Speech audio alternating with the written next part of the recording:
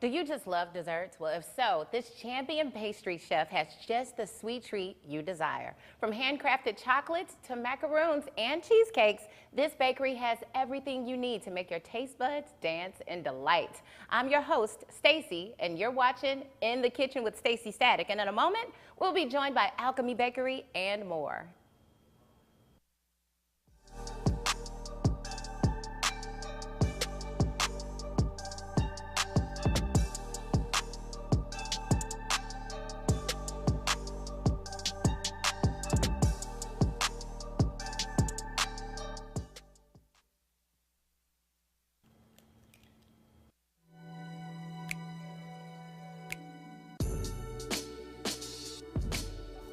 Yes, I'm joined by Chef Tyler Ty Davis, chef and co-owner of Alchemy Bakery.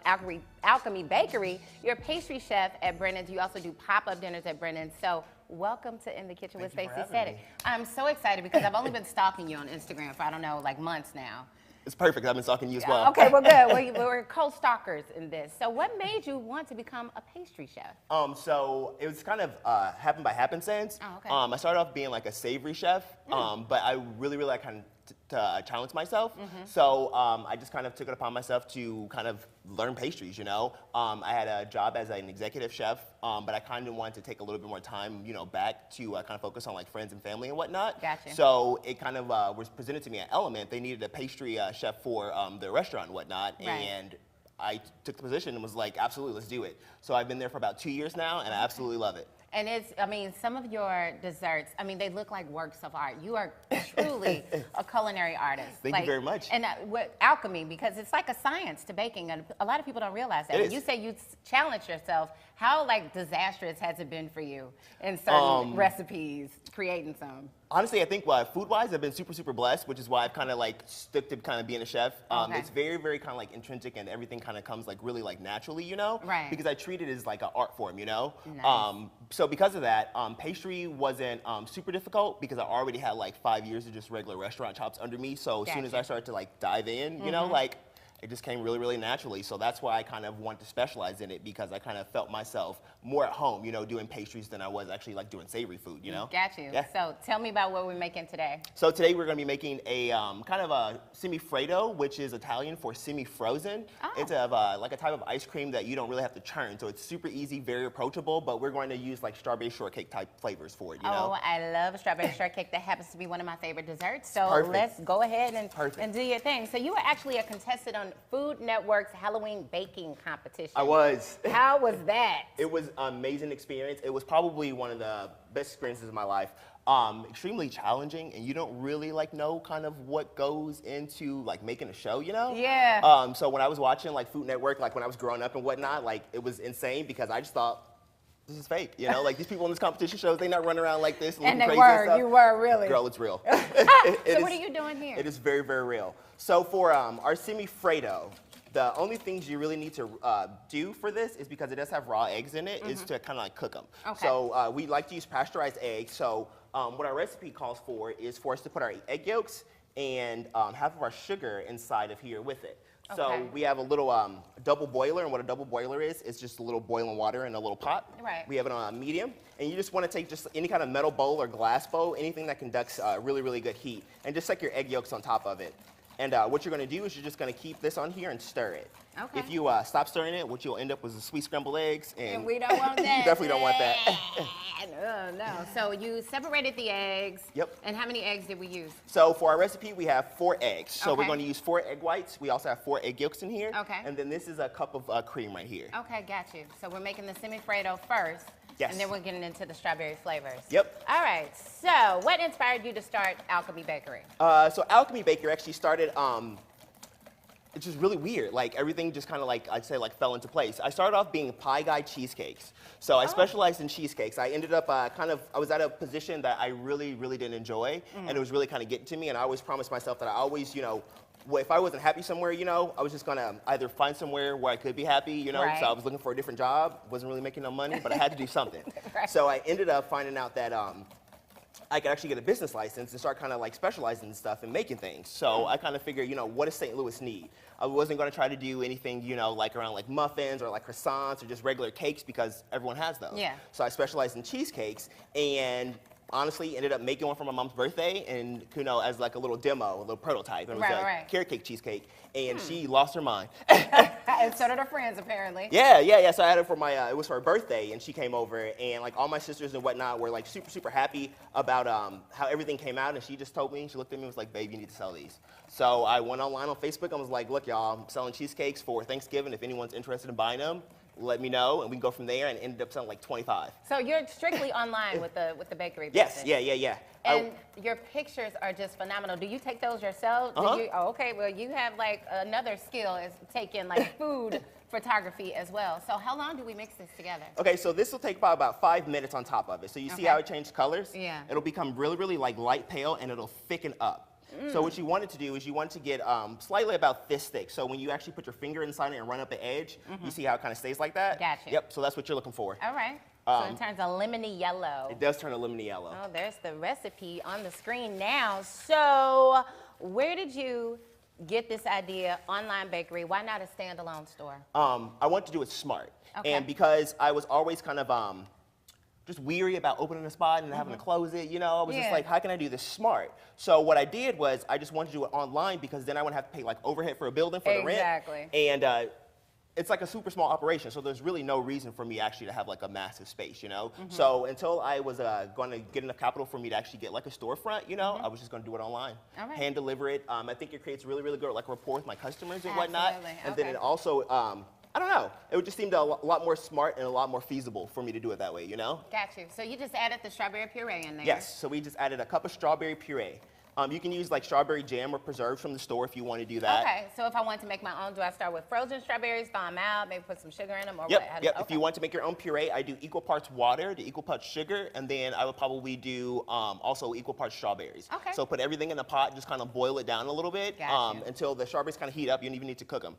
Put it in a blender, and there you go. Okay, there you go. That sounds easy enough. We're gonna continue to keep going with this because it looks delicious. I can't wait to see. So are we doing like a cake, a biscuit, or what are we doing? So what we're going to do is we're going to actually put it inside of this loaf pan. So what we're going to do is once we get our egg whites beat up, we're going to fold everything in together. So these are our egg whites in here. You just want to mix these until they get really nice and fluffy. And then we're going to fold all these ingredients in together, and we're going to put it on our loaf pan, and then you just freeze it. And that's all. Are you serious? Yeah, it's like the easiest thing in the world. Oh, nice. Easiest thing. Like so anybody it's can make literally this. like an ice cream, but not an ice cream. But not an ice cream. Okay. So this is something you can do with the kids. You can do it with the kids. I mean, you could do it honestly with anybody because it's only like 3 ingredients. You know, it's super easy to make. Takes probably about 15 minutes from start to finish to do everything. So it is very. It's just one of my ultimate go-to like recipes when I want to do something like easy but very flavorful. Yeah, and people love it, I'm sure. So tell me about these pop-up dinners that you do. So my pop-up dinners at Brendan's, what we like to do is go online, and I like to kind of like post any of the menus if I'm going to do probably about 2 months ahead of time. Oh, nice. We usually do it on Saturdays. I do 3 seatings of 4 individuals, and what I do is it's set up just like this, where I cook the meals in front of you and kind of explain to you like how we kind of like conceptualize it and just kind of like interact with you, make it fun, you know? Got you. So you come up with the menu for the sweets and the savory things, all of that good stuff. We're going to continue to make the strawberry shortcake semifreddo. We're going to keep this cooking, and we're going to be joined by our next special guest coming up real soon. So keep it locked right here in the kitchen with Staci Static.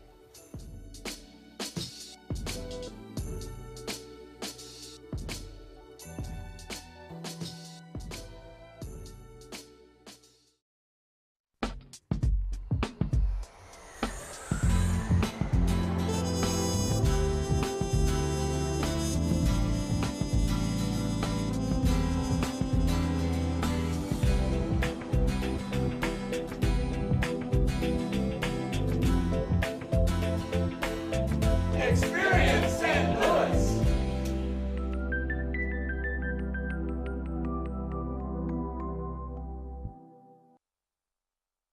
This financial advisor is being accused of committing one of the largest investment frauds in the history of the United States. I guess we're not going to Aspen. That's fine. You see, I like tennis balls. He likes insider trading. So he's going to jail and I'm going to a shelter. And no, they're not the same thing. Shelters are for good pets that want to be adopted. Jails are for criminals. I've done nothing. Uh-oh. Ooh, okay, I stole a cheeseburger once. I'm a dog.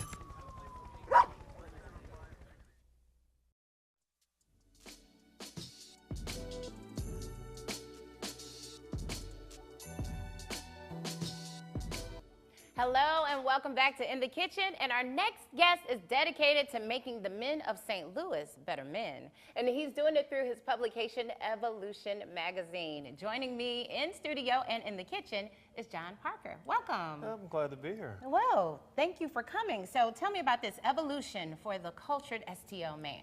Well, you know, and what's been happening in St. Louis over the last 4 or 5 years, I wanted to do something that would kind of move the needle back the other way. And I figured I would try and do this from a male point of view. Gotcha. So Evolution Magazine is about making men better men.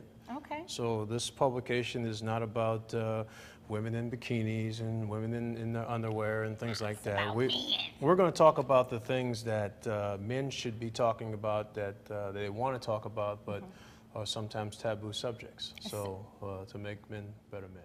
So what's your background? Why you and why this magazine? Well, my background, I was a college football coach for 25 years. Gotcha. So I got out of that, and then I had my own public relations and crisis communications company here in town, and which I've recently sold off, and now I work for the city of St. Louis also. I work for the SLDC. But this magazine is something I've always wanted to do. I was in television, I was in radio, worked with Andre for a little while also. Okay. So this is something I've always wanted to do, and I think now, while I've still got my faculties, I thought I'd put something together, and it's going to be a quarterly magazine. So. Quarterly magazine. Yes. So what will we find inside? You said it starts conversations that men should be having in St. Louis. Yes. So we're going to talk about things like men after divorce. There's going to be subject matter that is going to be very controversial. We're going to talk about testicular cancer.